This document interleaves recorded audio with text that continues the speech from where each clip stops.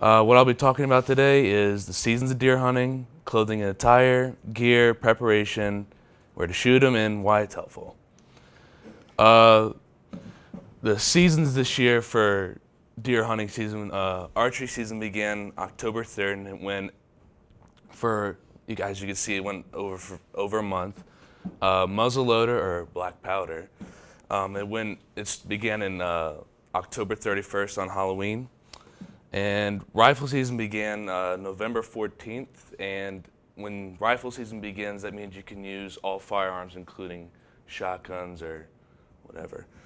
And in Loudoun, Fauquier, Fairfax, and Prince William County, there is an extended season. So when deer season ends, like in the first weekend in January, there's an extended season for 2 months longer in those counties because of overpopulation. Here's clothing and attire. Right here, you got your big, heavy jacket, and you're gonna need that. And here are your coveralls or bibs, or whatever you wanna call them. And right here, you got your orange hat. Gotta have the orange hat, so if there's other hunters in the woods, they can see you so they don't shoot you. And here are your hunting boots. You're gonna try to find like a really warm pair of boots, or your feet will freeze in about 30 minutes. And here's your Under Armour gear, which is clutch. Here's other gear you need. You got your gun. You got your grunt call, and the grunt call is when you make the same sounds a buck does and tries to bring them in. And it seems kind of cheap, but that's the way it is.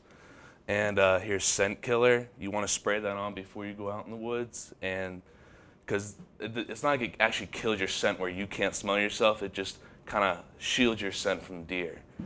And here's your knife, and you're gonna need your knife for after you kill them. You have to field dress them.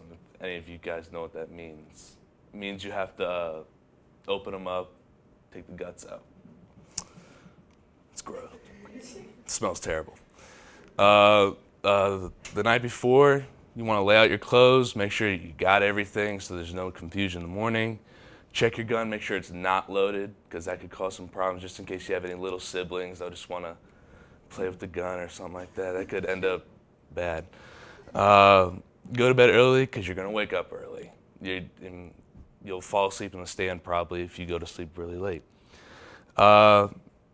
Check the weather, because wind can play a huge factor. Deer don't come out in windy weather because it dulls their senses. So you want to come out when the wind is light and you want it in your face, so it's harder for them to pick up your scent. So the night before, you want to know where you're going. You actually want to know where you're going before, so when you wake up, you can just go, get in your stand. It's easier that way.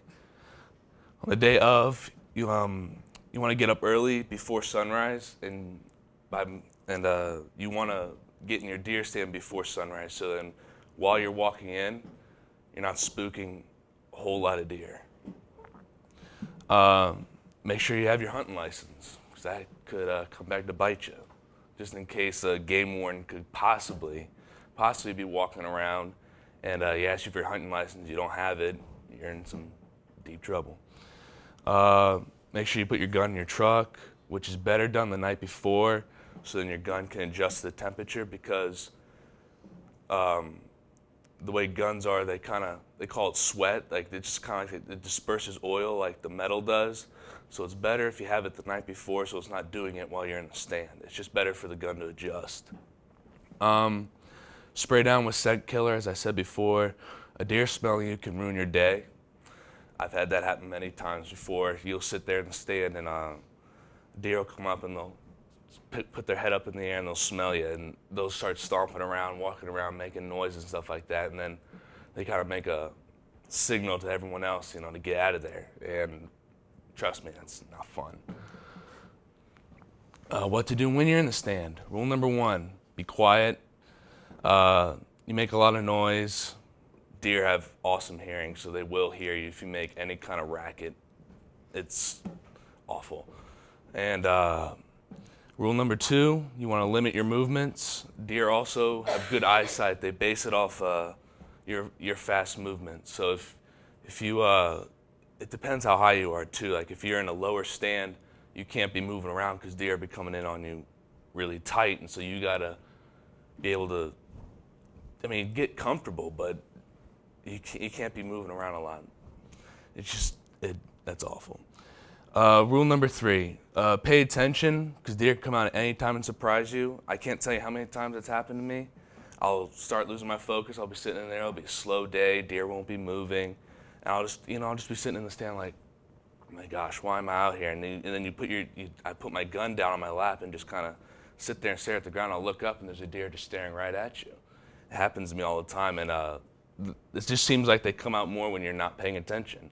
So you always got to be on alert because you don't know when they're coming out. And if you're going after a big buck, sometimes they're only sticking around for 2 minutes. So you got to take your opportunities. Where you want to hit them when you shoot them. You want to hit their vital areas, because when you hit them farther back, it doesn't kill them as quick. They kind of run forever. Like if you shoot them back here in the guts area, they can run for like miles, and it's annoying to find them. And so if you hit them like right here, their heart's right behind their shoulder, or their lungs won't go as far, and it's easier to pick up a blood trail. So normally, if you're shooting a deer, the best way to shoot it is like if it's on an angle to you. So if its back's facing you, you can shoot it through back behind the shoulder, so it can go through and hit its shoulder, and so it just falls down, so it doesn't run. Why hunting is helpful in the U.S. and I know here in Northern Virginia, there's a overpopulation of deer. The reason there is an extended season is that there's a lot of people that complain that deer eat their gardens, or they're just everywhere and they don't want them around, and they're on the sides of the road. And and a lot of those people that complain don't want to go hunt, but they want other people to do it, but they don't want to deal with the mess. Like when you gut deer, they don't want that mess there, which is a problem. The extended season is not just meant for killing, but rather game management. It's meant to keep that population under control. It's not meant just to say, hey, go have some fun with these deer. And the reason is because the extended season, you're not allowed to kill any bucks. It's just all does. And it's mainly, hunters go for meat, but a lot of times, the Department of Game and Inland Fisheries, they just want to keep it under control, because especially in Northern Virginia, the population has soared. It's unbelievable, and there's everywhere.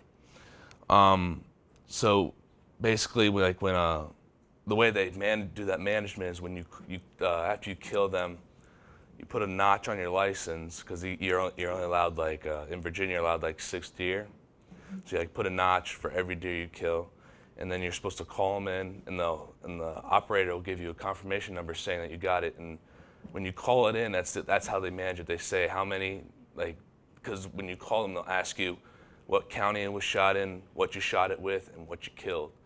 And that's how they're able to manage how many deer are killed a year and what the population is going to be like. Hunting is not meant for the sake of just killing something. It's a little more than that. It's for true hunters. It's more like it's a great experience. It's not for everybody. I know a lot of people feel like it's just we're just out to kill animals and we just love doing it, but a lot of times it can cause, for me, it can cause the biggest adrenaline rush ever. When you shoot that big buck, your heart's pumping, you start shaking everything. So for me, it's a fun experience, but I understand it's not for everybody. And I always get asked the question, do you feel bad for the deer? If I really felt bad for the deer, I wouldn't be out there in the first place.